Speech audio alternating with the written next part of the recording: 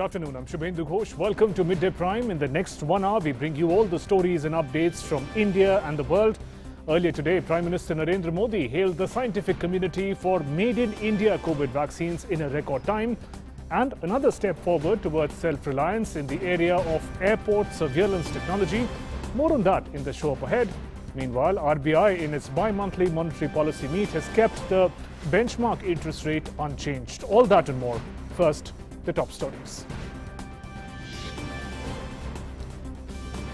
Prime Minister Narendra Modi interacts with CSIR scientists, hails the scientific community for finding vaccine in record time, says our scientists lay roadmap for self-reliant India, also says CSIR aids in promoting scientific approach and temper. Union Minister for Environment Prakash Javadekar addresses World Sustainable Development Summit 2022, highlights the need to conserve water, underlies the technological intervention in achieving the goal of sustainable use of water, and praises the distribution of Camper Fund for water conservation. RBI retains accommodative stance, keeps repo rate, reverse repo rate, interest rate unchanged, forecasts GDP growth rate for financial year 22 at 9.5%.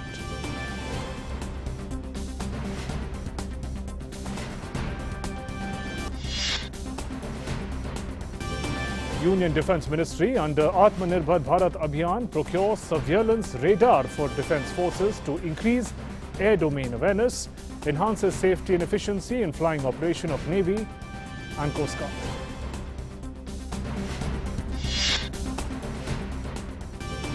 Union government caps trade margin on oxygen concentrators. Trade margins cap at 70% on price to distributor level.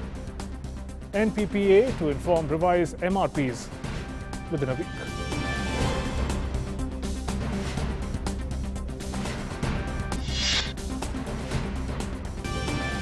US President Joe Biden to expand US investment ban on Chinese firms.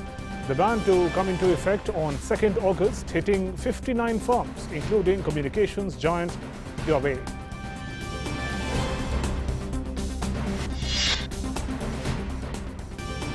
Roger Federer, Serbia, Novak Djokovic safely through the French Open third round, defending champion Rafael Nadal to play Britain's Cameron Norrie at Roland Garros in third round. Let's now look at the big news.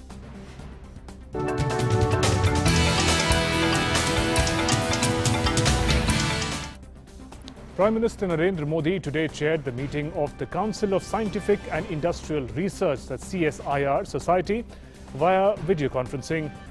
Union Minister for Science and Technology, Dr. Harshvardhan, besides other important dignitaries, also attended the meet. Addressing the event, Prime Minister said, India is leading the world in fields of sustainable development and clean energy. He asserted that India is also playing an important role in progress in other countries with its role in software and satellite development. Bharat agriculture से astronomy तक, disaster management से defence technology तक, vaccine से लेकर के virtual reality तक,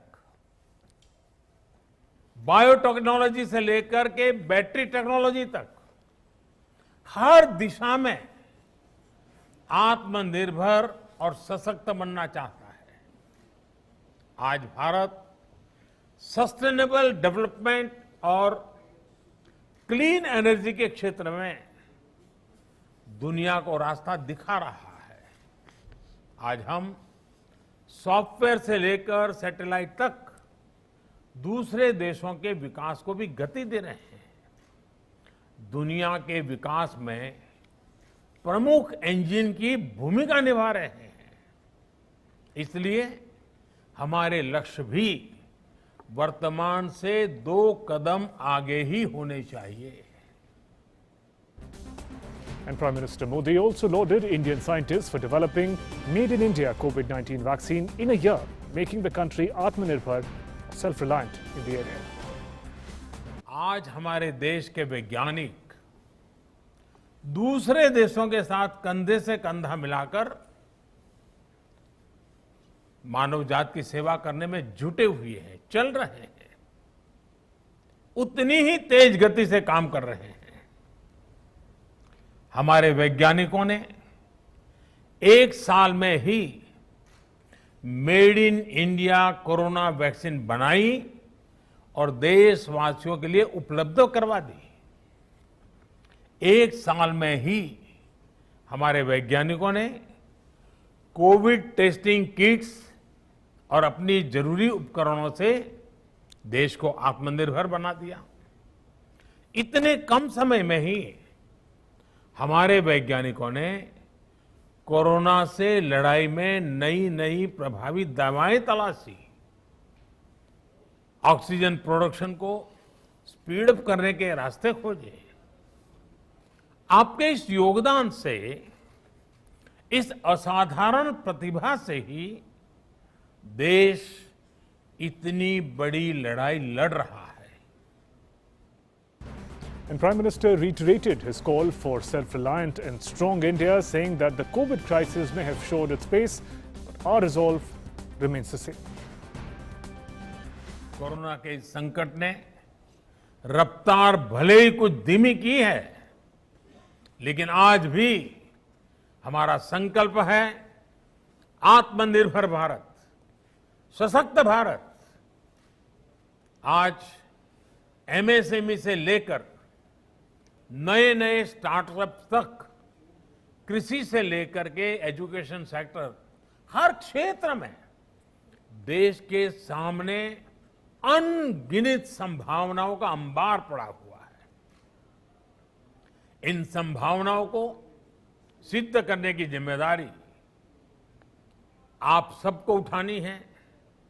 देश के साथ मिलकर इन सपनों को पूरा करना है।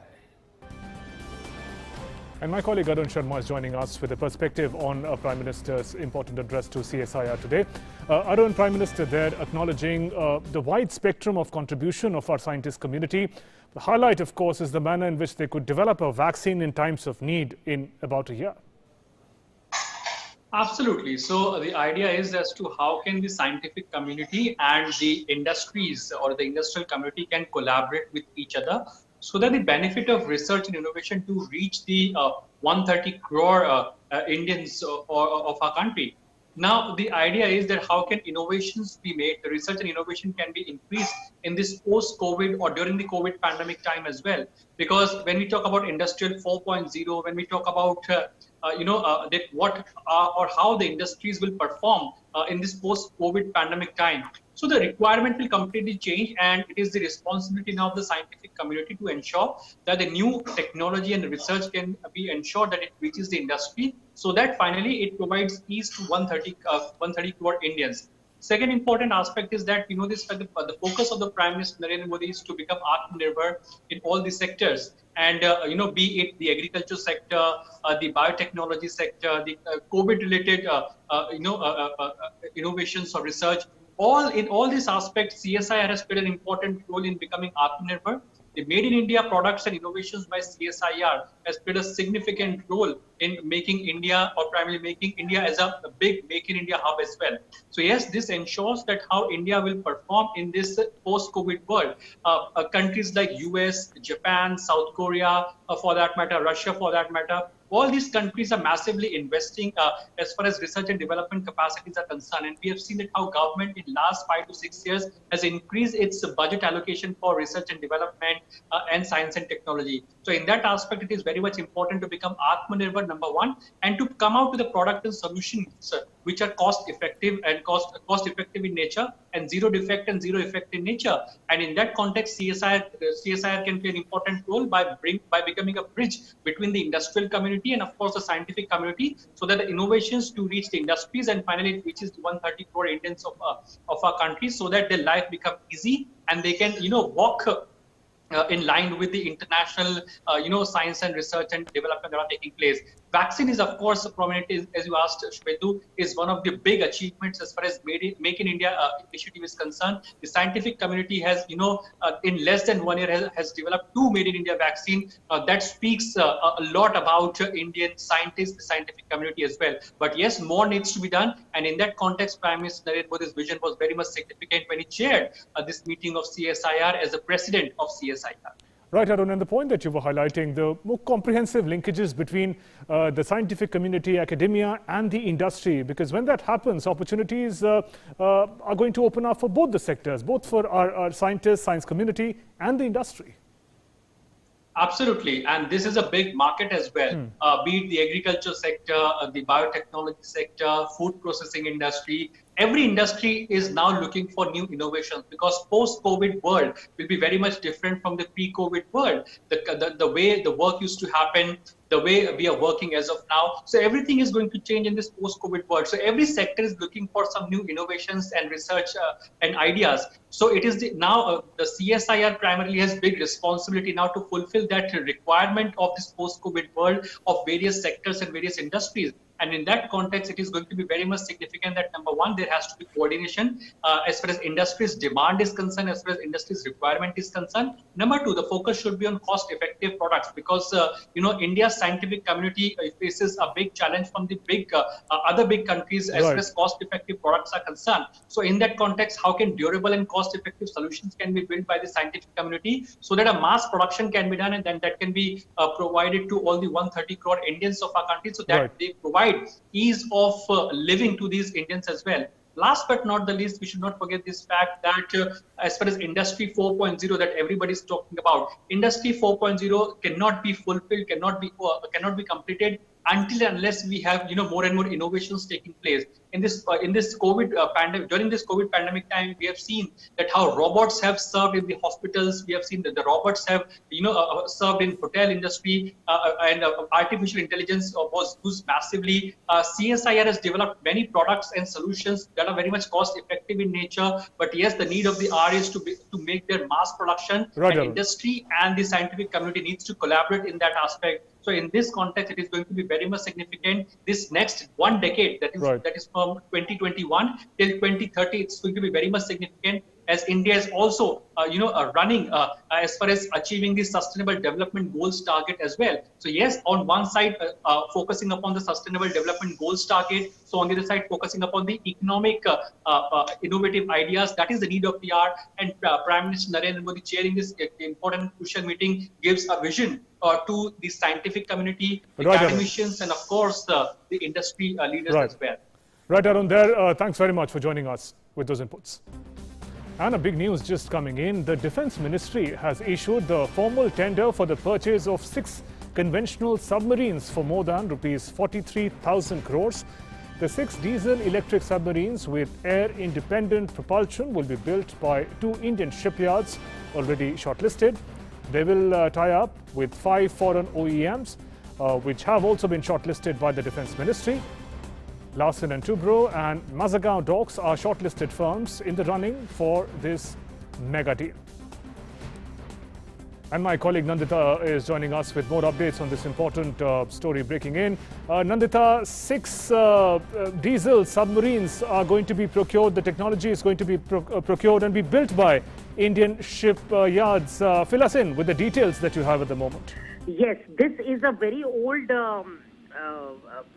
plan to buy 6 conventional submarines, which means that they are not conventional submarines. They will be working, they are diesel-electric submarines. Their batteries will be charged by diesel engines.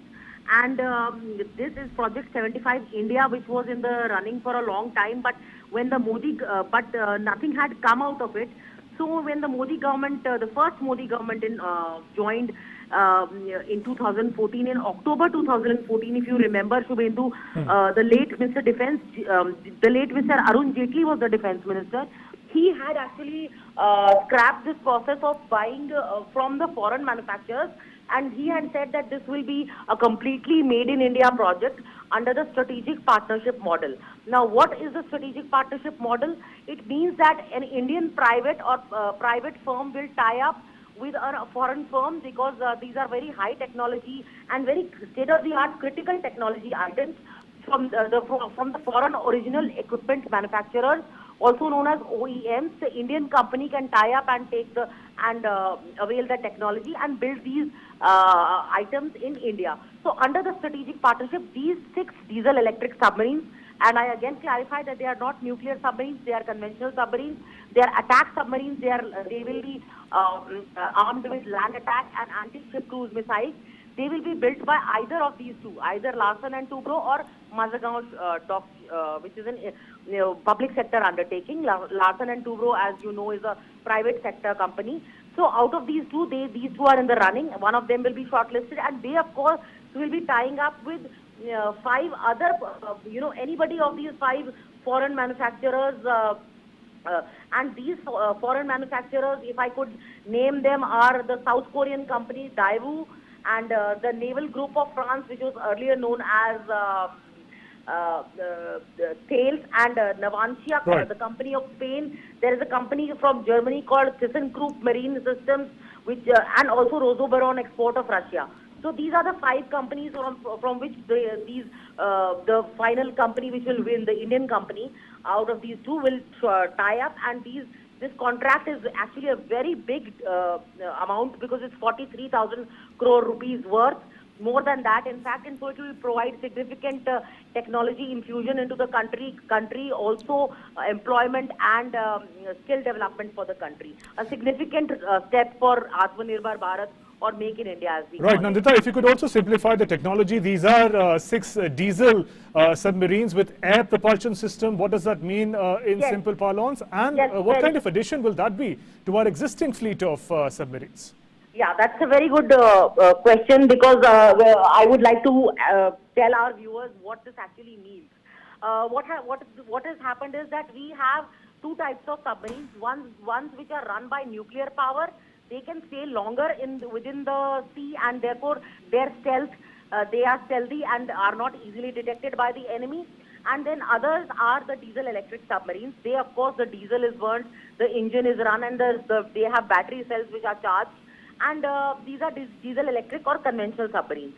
Now, when the major drawback that these diesel-electric submarines suffered, Shubhendu, was that they had to come up and on the surface of the water they had to resurface to actually get some oxygen and recharge their batteries.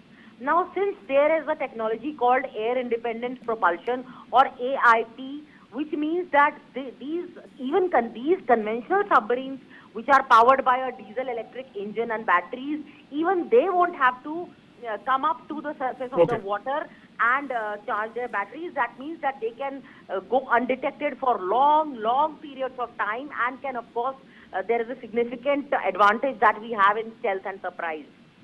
Right there, Nandita, thanks very much for joining us with those inputs. So, Defence Ministry all set to purchase 6 diesel submarines with unique technology, some 43,000 crores earmarked for the same. Let's now move on to our developing story.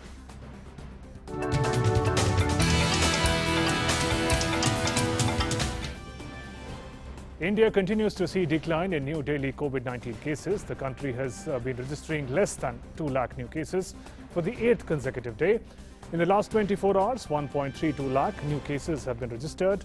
Active caseload further declined to 16,35,993. Active cases decreased by 77,420 in the last 24 hours. Daily recoveries are more than the new cases in India for 22 subsequent days. 2,07,071 patients have recovered from COVID-19 in the past 24 hours. As many as 2.65 crore people have recovered from coronavirus across the country so far. The recovery rate further increased to 93.08%. Weekly positivity rate currently stands at 7.27%, while the daily positivity rate is at 6.38%, which is less than 10% for the 11th straight day.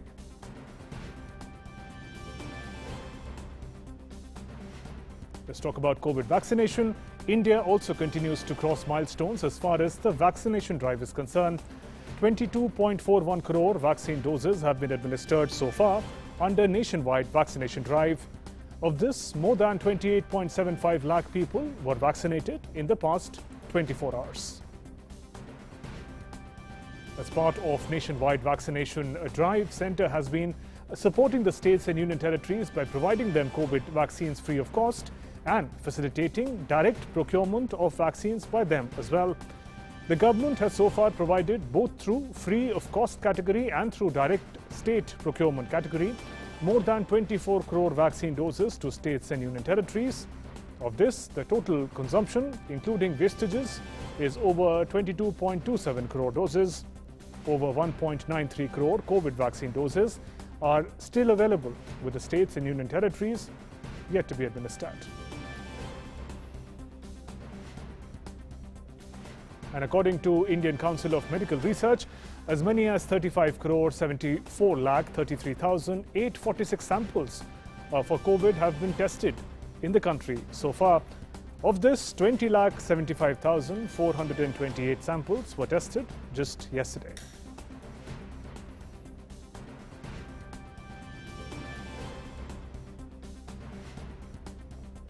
And those are the updated data as far as COVID testing is concerned. Meanwhile, a dedicated community support helpline has been operationalized by Ministry of Ayush to provide Ayush-based approaches and solutions for challenges raised by COVID-19. The toll-free number is 14443. The helpline is operational pan-India from 6 a.m. to 12 midnight, all 7 days of the week. That's an important number you should take note of. A 500-bed COVID care hospital has been set up by Defence Research and Development Organisation in Jammu. It has become fully operational today and is already started to treat COVID patients. PM CARES funded COVID hospital at Bhagwati Nagar, Jammu, has 500 beds with oxygen supply, including 125 ICU beds equipped with ventilators. With 100% power backup, it is centrally air-conditioned for all weather conditions. Pathology, lab, pharmacy, X-ray and ECG and other medical facilities are inherent part of this facility. The Maharashtra government on Thursday evening clarified that the existing restrictions on account of COVID-19 have not been lifted anywhere, contrary to announcement made by Minister Vijay Vaditwar. According to a statement from Chief Minister's office, relaxation of restrictions as per the situation in different areas is only under consideration and no decision has been taken yet. Last week, the government had announced that restrictions imposed in April this year would continue till June 15th. The CMO also said that the degree of relaxation will be decided as per the level of severity and guideline on whether to relax the curbs or further strengthen them, and they will be announced soon. In Karnataka, lockdown extended till June 14th. Chief Minister B.S. Yediyurappa said lockdown has been extended for another week because in villages the COVID situation is not good. He added that positivity rate has to come below 5% and the number of cases should be below 5,000, and only then the restrictions may be eased. Karnataka has around 3 lakh active COVID cases as we speak.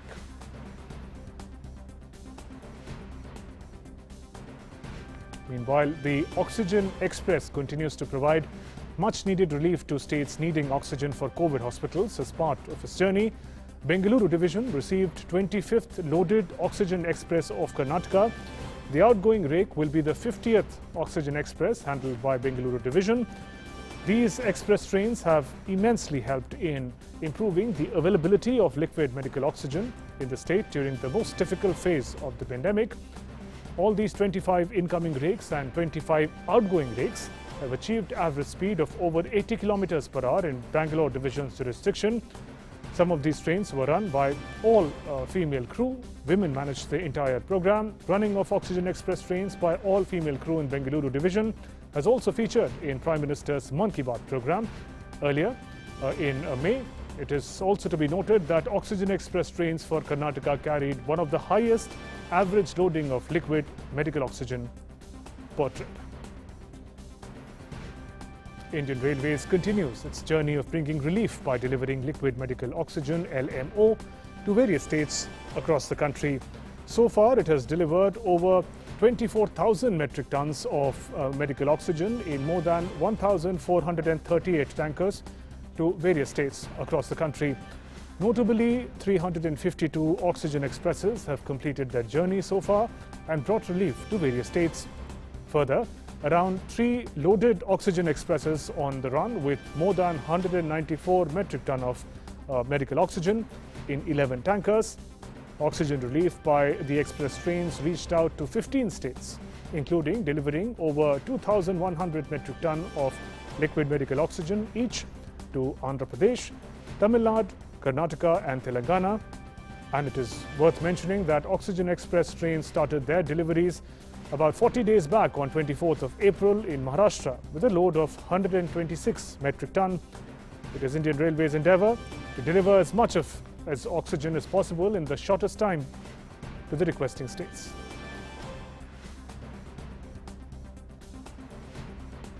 We're heading for a short break. There's lots more coming up in Midday Prime. Stay with us.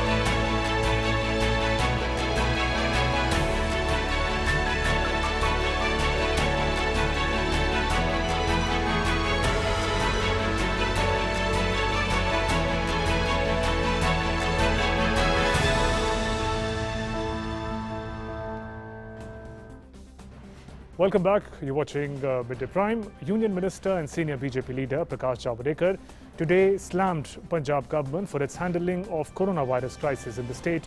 Javadekar said Congress party is busy in its internal politics, leaving the people of the state to suffer amid the pandemic. Punjab में क्या विचित्र राजनीति चल रही है। पूरा Punjab corona से प्रभावित है। वहाँ वैक्सीन का मैनेजमेंट ठीक नहीं हो रहा है। वहाँ टेस्टिंग और बाकी विषयों में भी सरकार का जैसा ध्यान होना चाहिए नहीं है। और पिछले 6 महीने से यह आपसी लड़ाई उनकी चल रही है। आज तो पूरा पंजाब पार्टी और सरकार दिल्ली में है पिछले 3-4 दिन से। वहाँ पंजाब को कौन देखेगा?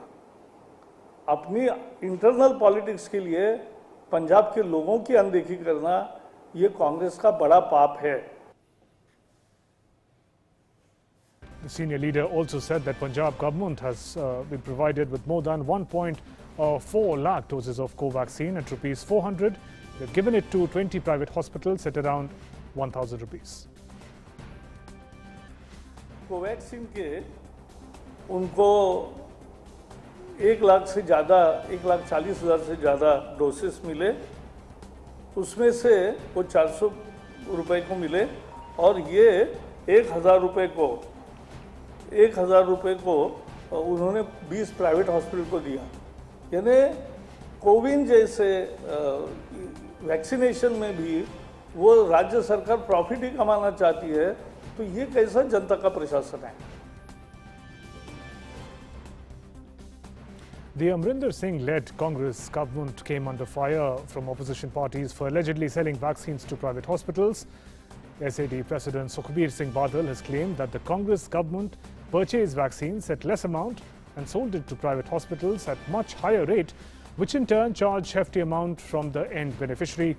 He said it is immoral for Congress government to profit from the sale of COVID vaccines. Badal said, while Rahul Gandhi is demanding free vaccination, he should now speak about common people paying rupees 6,000 to 9,000 for a single dose.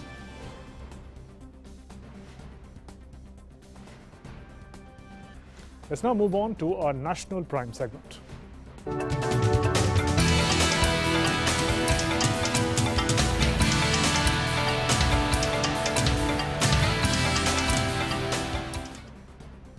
Union Environment, Forest and Climate Change Minister Prakash Javadekar today stressed on water conservation by adopting conservation technologies and changing water use habits. He was addressing the Energy Resources Institute World Sustainable Development Summit 2022 on the eve of the World Environment Day. Javadekar also said water conservation methods should be used in agriculture sector for better management of available water resources. Agriculture is consuming nearly 85% of the water. So the first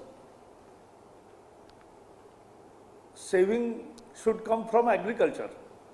There are new technologies, sprinkling, drip irrigation, and there are other methods also. And they are succeeding. If we also, as Prime Minister says, that agroforestry should improve, because that percolates, helps in percolation of water for agriculture purpose also. And the minister also talked about the use of new technology of LIDAR survey and said that the government is providing funds for CAPA. This year we have used a new technology, LIDAR survey. We of course did it for all states. We have selected one forest campus in one forest campus in one state, and now all are being surveyed through this new technology. We are providing funds through CAPA for this survey also, and we have already given 40,000 crore rupees to this program of compensatory afforestation. For 15 years this money was not getting used. Now, because of Supreme Court judgment, we changed the basis of that Supreme Court decision, and now we have distributed to all the states.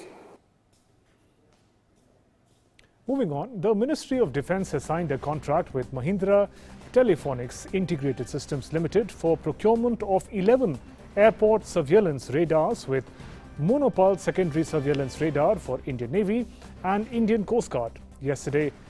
This procurement at a cost of over rupees 323 crore will be made under the buy and make category. The installation of these radars will increase the air domain awareness around airfields and also enhance safety and efficiency in flying operations of the Indian Navy and the Coast Guard. The signing of this contract is an achievement of the government towards Atmanirbhar Bharat Abhiyan and the objectives envisaged in the program. This would enable absorption of technology, skill development, indigenous manufacture, boosting employment opportunities at the same time. INS Santhayak, the first of its class indigenously designed and built hydrographic survey ship of the Indian Navy, will be decommissioned today evening after serving the nation for 40 years. The decommissioning ceremony of INS Santhayak will be held at Naval Dockyard, Visakhapatnam, and will be a low-key event attended only by in-station officers and sailors with strict observance of COVID protocols. The ship was commissioned to the Indian Navy on 26th of February 1981. Since then, she has been the alma mater nurturing the hydrographers of the Indian Navy, thereby laying the foundation of a complete hydrographic coverage of the peninsular water. Also, the success of her design paved way for all the survey ships of the Indian Navy in various modifications till recently. In Meghalaya's East Jantia Hills district, the National Disaster Response Force yesterday joined the rescue efforts at the illegal coal mine where 5 miners are trapped. The miners are trapped for the last 4 days inside the illegal coal mine that was flooded after a dynamite explosion.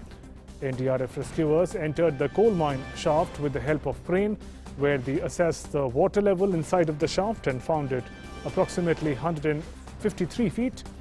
Rescuers didn't observe any kind of floating bodies or belongings inside. Adverse weather conditions are restricting smooth rescue operation at the site. SDRF, Meghalaya Police, Fire and Emergency Services along with local administration are also helping in the rescue operation. Meanwhile, police has arrested the owner of the coal mine. In Kerala, the second LDF government, led by Chief Minister Pinarayi Vijayan, today presented the state budget. Presenting the budget, Kerala Finance Minister K.N. Balagopal announced Rs 20,000 crore package to tide over the crisis induced by the second wave of COVID pandemic.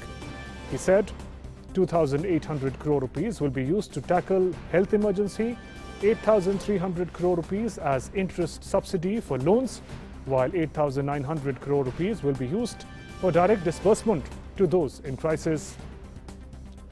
An additional rupees 500 crore would be spent to ensure related equipment and facilities for free vaccination. The budget also announced a revival package for the coastal regions, which had suffered widespread destruction recently due to sea incursion and incessant rains.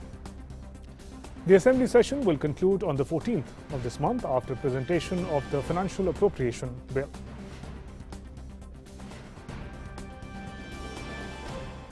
Let's now take stock of the updates from the world of business in Business Prime.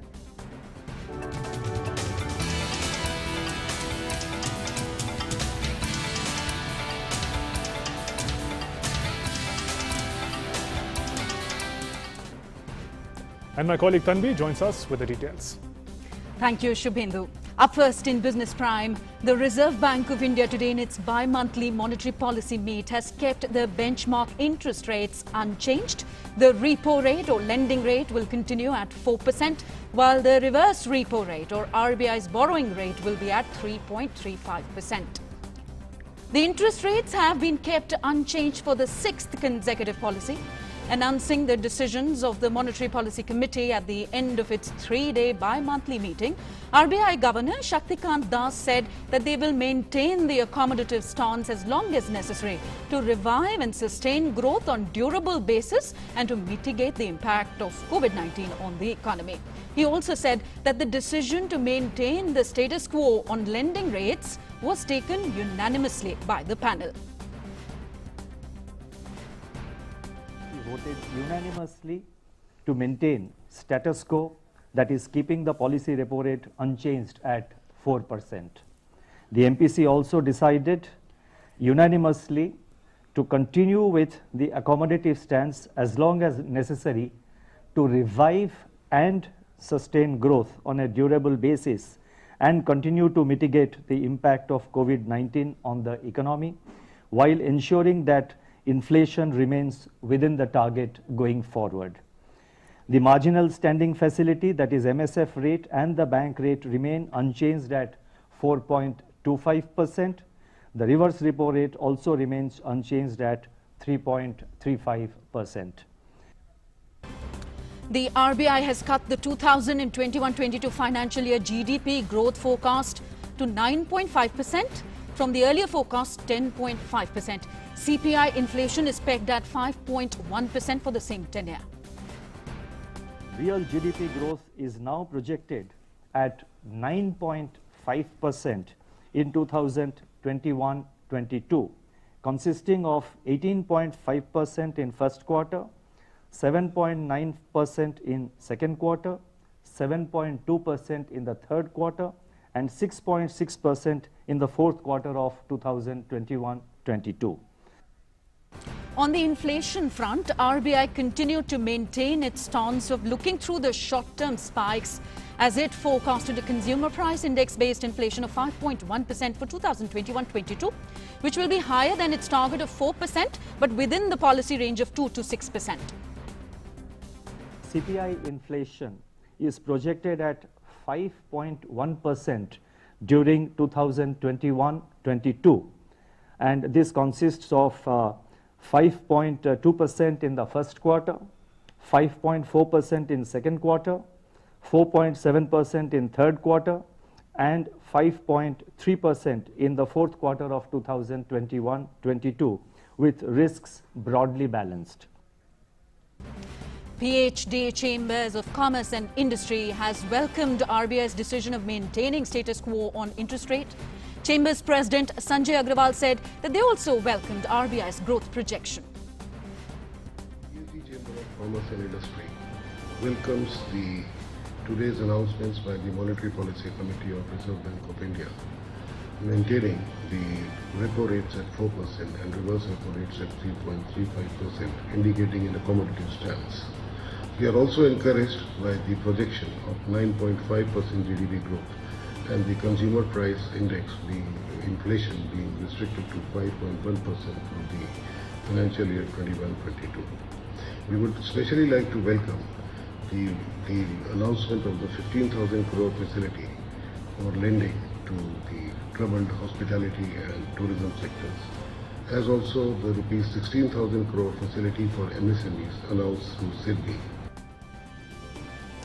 In view of the extraordinary circumstances arising due to COVID-19 pandemic that have resulted in recent volatility in the MRP of oxygen concentrators, the government has decided to step in to regulate the price of oxygen concentrators. The National Pharmaceutical Pricing Authority, NPPA, in larger public interest, has capped the trade margin up to 70% on price to distributor level on oxygen concentrators. The margin at the level of distributor currently ranges up to 198% according to government information collected by the government. Based on the notified trade margin, the NPPA has instructed the manufacturers or importers to report the revised MRP within 3 days. The revised MRPs will be put in public domain within a week by the NPPA. Every retailer, dealer, hospital and institution will have to display these price lists as furnished by the manufacturer for the ease of consumers. The manufacturers, importers not complying with the revised MRP after trade margin capping shall be liable for penalty. State drug controllers shall monitor the compliance of the order to ensure that no manufacturer, distributor or retailer shall sell oxygen concentrators to any consumer at a price exceeding the revised MRP. This has been done to prevent instances of black marketing. The order shall be applicable up to 30th of November this year. Now let's update you on the stock markets. After hitting all-time highs yesterday, the domestic stock markets have slipped slightly this Friday. So the Sensex at the Bombay Stock Exchange had dropped 157 points or 0.3% to 52,076 a short while ago. And the Nifty at the National Stock Exchange had lost 38 points or 0.2% to 15,652. But in the broader market, the BSE Mid-Cap Index has gained 0.4%, while the Small Cap Index has climbed 0.7%. Over on Wall Street, the main stock indices wavered on Thursday as investors balanced concerns about inflation and the Federal Reserve reining in stimulus with relief about corporate tax hikes. So the Dow Jones Industrial Average fell 23 points to 34,577. The S&P 500 lost 15 points to 4,193. And the Nasdaq Composite Index dropped 142 points to 13,615. US stocks got some relief into the close on reports that President Joe Biden is willing to compromise over a proposed corporate tax hike. Meanwhile, most other Asian stock markets have also lost ground as signs of a firming US economy stopped worries about higher inflation and an earlier withdrawal of US Federal Reserve or central bank stimulus. So MSCI's broadest index of Asia-Pacific shares outside Japan dropped 0.3%. Japan's Nikkei index fell 0.4%. But Chinese blue chips bucked the trend, rallying 0.6% after Beijing proposed a reduction in stamp duty for financial firms. That's it in Business Prime for the moment. Back to you, Shubhendu. Thanks very much, Tanvi, for joining us with those updates. Let's now find out what's making news across the globe.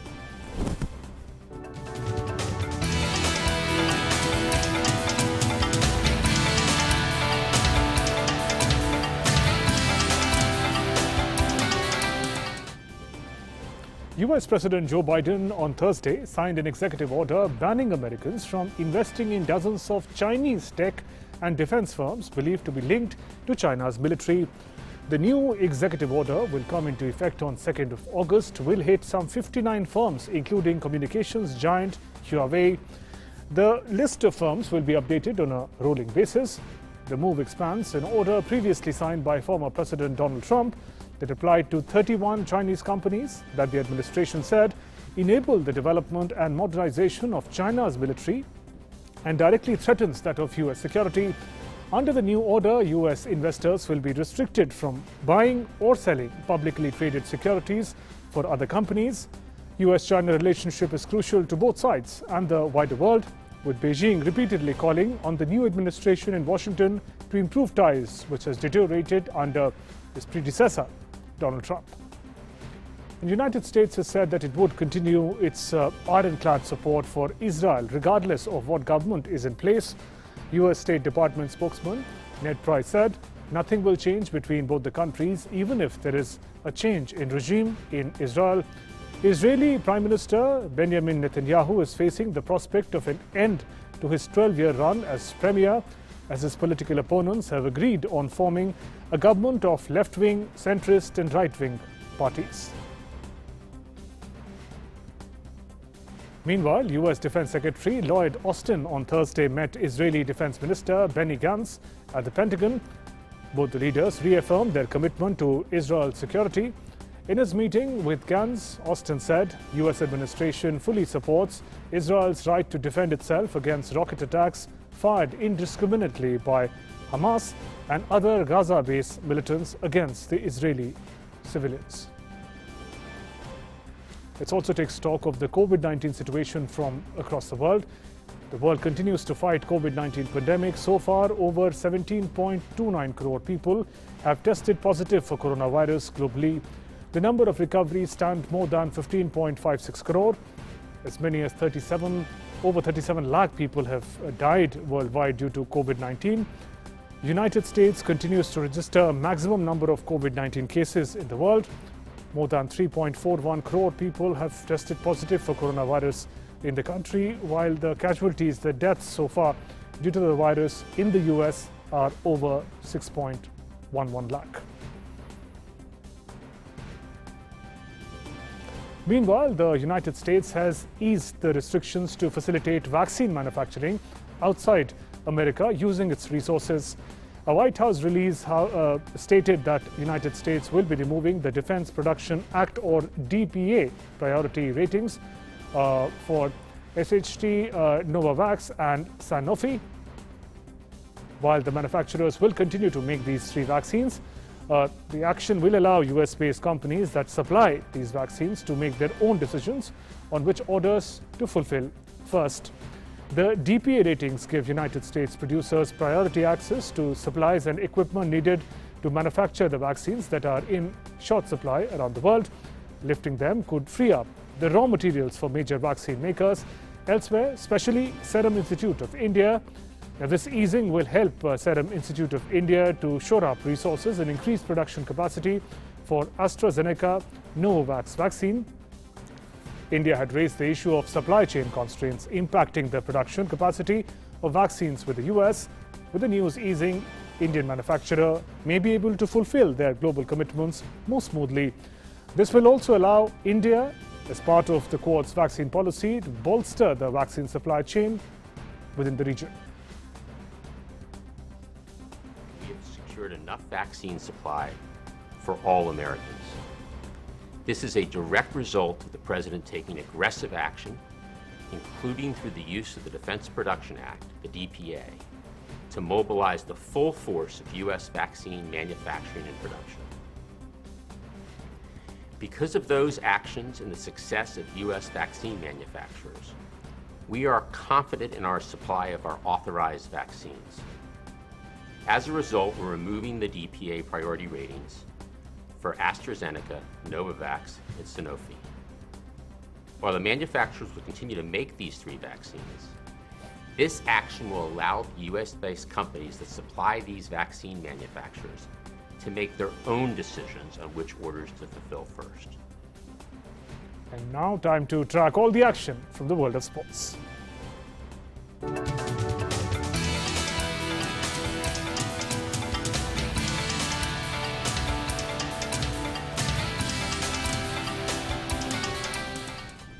And my colleague Ashok joins us with the details. Thank you, Shubhendu.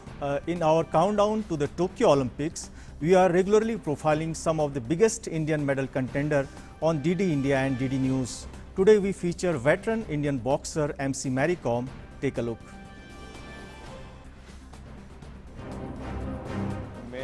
मेरे लिए एक inspiration ही है। हमें उनके जैसा बनना है। जो अचीवमेंट है उनकी सभी को उदाहरण देने लायक। Age can't stop anyone. बहुत ही महान खिलाड़ी है। जो एक जिद्दी, जिसका कहते हैं जिद्दी खिलाड़ी, पूरे वर्ल्ड की बहुत बड़ी स्पोर्ट्स आइकन है। Today each and everyone feels proud of Mary Kom, the first IBA legend of the International Boxing Association and the brand ambassador of the Women's World Boxing Championship. मेरे पास सारे medal है, मैं क्यों satisfied नहीं हुआ? जो मिलना चाहती हूँ अभी तक मिला नहीं है।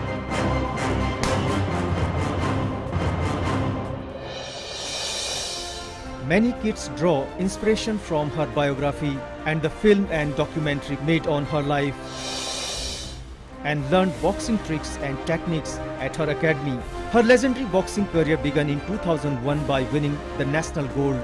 After this, Mary Com's presence in the ring became synonymous with the term victory. I always keep telling to the girls, especially the new generation, if you want to achieve something in your life, please never give up. She then became the first Indian female boxer to win 6 golds in 2002, 2005, 2006, 2008, 2010 and 2018 Women's World Championships. Meanwhile, by winning gold in 5 Asian Championships held in India, Taiwan, Kazakhstan, Mongolia and Vietnam from 2003 to 2017, 2 Asian Games medals in China and South Korea, and Commonwealth gold in the year 2018, she has continued to become an example for the whole world. 6-time world champion, other international medals, Commonwealth Games, Asian Games. Maybe I doesn't left any medal so far.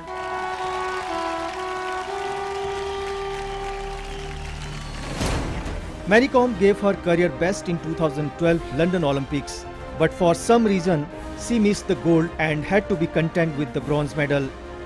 Women boxing को Olympic में include हुआ first time 2012 वाला London. Higher category में खेल के bronze मिला, बहुत mind रखती हूँ।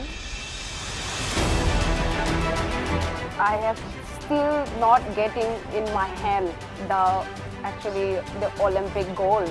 That gives me to drive, train hard, train every day.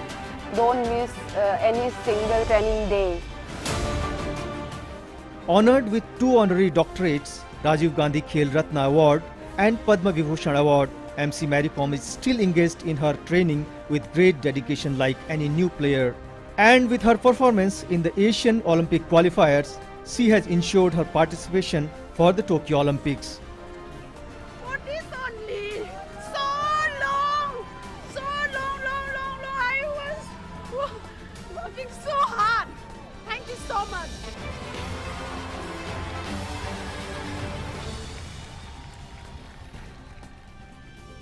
Prime Minister Narendra Modi had spoken to sprint legend Milkha Singh and inquired about his health. Milkha Singh, who has tested positive for COVID-19 2 weeks ago, was on Thursday admitted to the ICU in COVID hospital. PM Modi wished Milkha Singh a speedy recovery and hoped he will be back soon to bless and inspire the athletes who are participating in the Tokyo Olympics.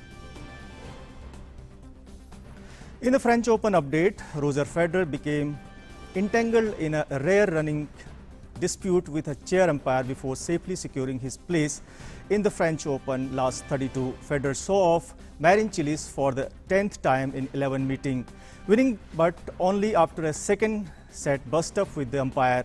The 20-time Grand Slam champion was handed a time violation at 1-3 down for taking too long between points.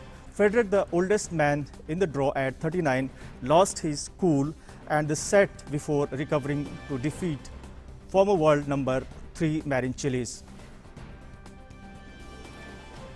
Meanwhile, world number 1 Novak Djokovic continues his bid for the 19th Grand Slam title with a straight win set over Uruguay's Pablo Cuevas to reach the French Open third round. Djokovic, who is looking to become the first man in more than 50 years to win all 4 slams multiple times, won 6-3, 6-2, 6-4.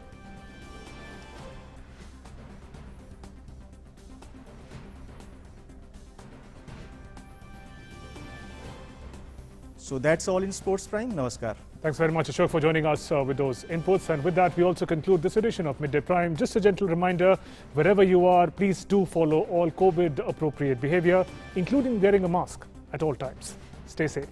Namaskar.